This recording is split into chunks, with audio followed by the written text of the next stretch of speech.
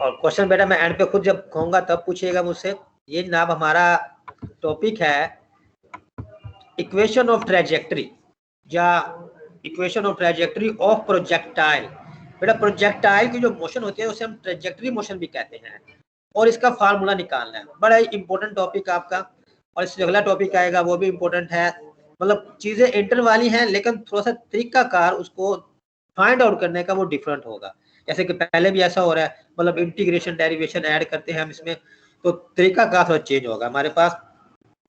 जैसे कि हमें पता है कि प्रोजेक्टाइल मोशन क्या होती है, 2 डायमेंशनल मोशन होती है under constant acceleration due to gravity, स्कार्ड प्रोजेक्टाइल मोशन। मतलब आप किसी बॉल को ऊपर फेंके और वो बॉल ऊपर भी जा रही हो आगे भी जा रही हो, या फिर बेटा वो बॉल नीचे भी गिर रही हो और आगे बढ़ रही हो, मतलब एक टाइम में 2 मोशन करेगा, ऊपर की आगे की या नीचे आगे की। मतलब एक वक्त में वो 2 मोशन, एक तीर से 2 शिकार, मतलब जब वो एक वक्त में 2 मोशंस को फॉलो करेगा उसे कहते हैं 2 डायमेंशनल मोशन। और जब हम एक बार फेंक देते हैं तो वो नीचे गिरता है ग्रेविटी की वजह से, तो हम कहते हैं 2 dimensional motion of a body under the action of gravity is called projectile motion. और वो जो बॉडी जो ये मोशन फॉलो कर रही होती है इसे कहते हैं प्रोजेक्टेड बॉडी।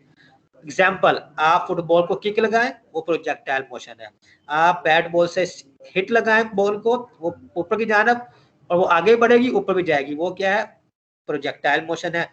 एक बुलेट जो फायर की जाती है गन से बेटा, वो भी क्या, जब वो गिरने लगती है, जब वो अगर किसी चीज को लगे ना आगे, तो एंड पे जब उसने नीचे गिरना होता है तो हमारे पास वो भी क्या होती है, प्रोजेक्टाइल मोशन की एग्जाम्पल होती है। जो पाथ जो प्रोजेक्टाइल मोशन फॉलो करती है उसे कहते हैं ट्रेजेक्टरी। बेटा ये आपको ग्राफ दिया गया एक्स पर और वाई पर, जे देखें ना, एक चीज को ऊपर की जाना फेंका गया, आप देखें ये चीज ऊपर भी जा रही है और आगे बढ़ रही है, ऊपर भी जा रही है आगे बढ़ रही है, ठीक है। इस पॉइंट पर आकर ये आगे ही बढ़ रही है नीचे भी कर रही है, तो मतलब ये मेरे पास एक प्रोजेक्टाइल मोशन है जिसे हमने विद एन एंगल अल्फा फेंका है। Projectile motion is very important concept in our life, our daily use life में हमारा बड़ा अहम कॉन्सेप्ट है। तो बहल बेटा हमने सेंटर ओ से बॉडी को प्रोजेक्टेड किया विद वेलोसिटी v नॉट, इसके बन गए 2 कंपोनेंट, एक बन गया x एक्सिस का, एक बन गया y का, vx v naught cos alpha और बेटा vy बन गया v नॉट sin अल्फा। और जब हम दोनों कंपोनेंट को आपस में ऐड करेंगे मतलब total v naught is equal to vxi plus vyj, क्योंकि ये i x कंपोनेंट को शो कर रहा है और j y कंपोनेंट को, बन जाएगा v naught cos alpha i plus V naught sine alpha J. अब इस किसी भी जगह पर अगर मैं पोजीशन वेक्टर लूं तो बेटा पोजीशन वेक्टर का formula r is equal to x i plus y j, इसे आप इक्वेशन नंबर 1 कह दें, इस बेटा इक्वेशन नंबर क्या कर दें 2 कह दें। नेक्स्ट नाउ अब बेटा प्रोजेक्टाइल पर हमारे पास जब ऊपर की तरफ जा रहा होगा तो जाहिर बात है इस पर ग्रेविटी भी एक्ट कर रही होगी, एयर रेजिस्टेंस भी एक्ट कर रही होगी। मैं इस टाइम एयर रेजिस्टेंस को निगलेक्ट कर देता हूँ, सिर्फ ग्रेविटी की बात करता हूँ।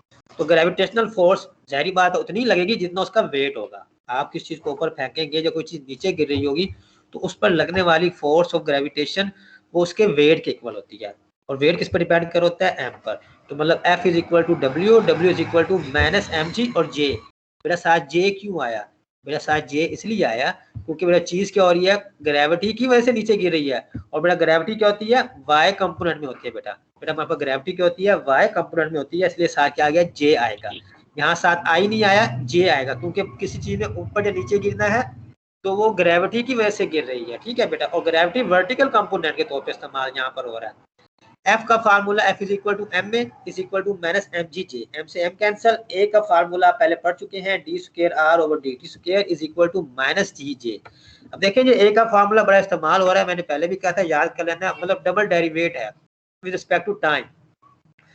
तो मैंने ये सिग्नल करके लिख लिया D over d T, D r over d T अलग करके लिख लिया माइनस जी जे, और जहां पर मैंने डी सिर्फ differentiate d r over d t is equal to minus g, इधर आ गया डी टी, अब इनटू जे, ठीक है बेटा।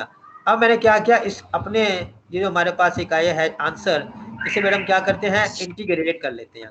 जब बेटा मैं इसको इंटीग्रेट किया तो बेटा मेरे पास इंटीग्रेट करने के बाद जो इसका आंसर आया वो क्या आया, D r over d T, वो पहले वाला डी खत्म हो गया, minus G T, D T का क्या हो गया इंटीग्रेशन, सिर्फ टी आ गया, जे प्लस सी, सी का पता है आपको क्या है बेटा, एक कांस्टेंट होता है, और इसकी वैल्यू हम फाइंड कर सकते हैं बाउंड्री कंडीशन लगाकर। बेटा यहाँ बाउंड्री कंडीशन क्या है, t इज इक्वल टू 0 है, dr ओवर dt मेरे पास क्या है, v नॉट के इक्वल है।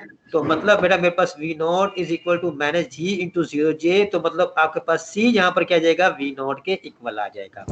तो मैं इसकी वैल्यू यहाँ पुट करता हूँ, तो फार्मूला बन जाएगा dr over dt is equal to minus gtj plus v naught. ये v नॉट कहाँ से आया, c की जगह पर आया। अब बेटा dr को यही रहने दे, बेटा t यहाँ पर क्या जाएगा, जाके मल्टीप्लाई हो जाएगा, तो बन जाएगा minus gt dt j plus v not dt। इसको फिर आप बेटा क्या कर लें, फर्दर इंटीग्रेट कर लें। आप इसे बेटा फिर क्या कर लें, इंटीग्रेट कर लें। तो मेरे पास ना माइनस gt dt dt का इंटीग्रेट क्या क्या बन जाएगा, 1/2 gt स्क्वायर j, क्योंकि t का बेटा इंटीग्रेट क्या होगा हमारे पास, फार्मूला क्या जाएगा t स्क्वायर ओवर 2, तो minus 1/2 gt square j plus बेटा ये इसको जब dt को करेंगे सिंपल t आ जाएगा। और v नॉट का फार्मूला हमने पहले लिखा था कि v naught cos alpha i plus v naught sine alpha j into T, ये फार्मूला कर दिया। ये बन गई क्वेश्चन नंबर 2। बेटा इक्वेशन नंबर 3, क्वेश्चन नंबर 3 और ये जो पीछे बेटा आपने पढ़ी क्वेश्चन नंबर 2, ये r वाली यहाँ पर और यहाँ पर बेटा इक्वेशन नंबर ये 3 आपस में अगर इन दोनों को कंपेयर करें तो बेटा मेरे पास फार्मूला बनता है क्या बड़ा, xi plus yj is equal to ये वाला फार्मूला आ गया। इसमें i वाले अलग कर लें, j वाले अलग कर लें, मतलब i वाला v naught cos alpha i into T, ये i वाला हो गया, j वाला क्या आ गया, एक v naught sine alpha j into T और प्लस माइनस 1/2 gt स्क्वायर। इन दोनों को अब x वाले को x से कोफिशिएंट कंपेयर कर लें, y को y से, तो x is equal to i वाला v naught cos alpha T, y वाला बेटा v naught sine alpha T minus 1/2 gt square. इस वैल्यू को आप जनाब value of t from equation 4, आप यहाँ से बेटा क्या करें, जो इक्वेशन हमारे पास t की वैल्यू फाइंड कर लें यहाँ से इस 4 इक्वेशन से, तो t should be equal to x over v naught cos alpha, और इस t की वैल्यू यहाँ पर इक्वेशन 5 में भी और दोनों जगह पे पुट कर दें, तो मेरे पास फार्मूला बन गया y is equal to v sine alpha into x over v naught cos alpha minus 1/2 g x square over v naught square cos square alpha.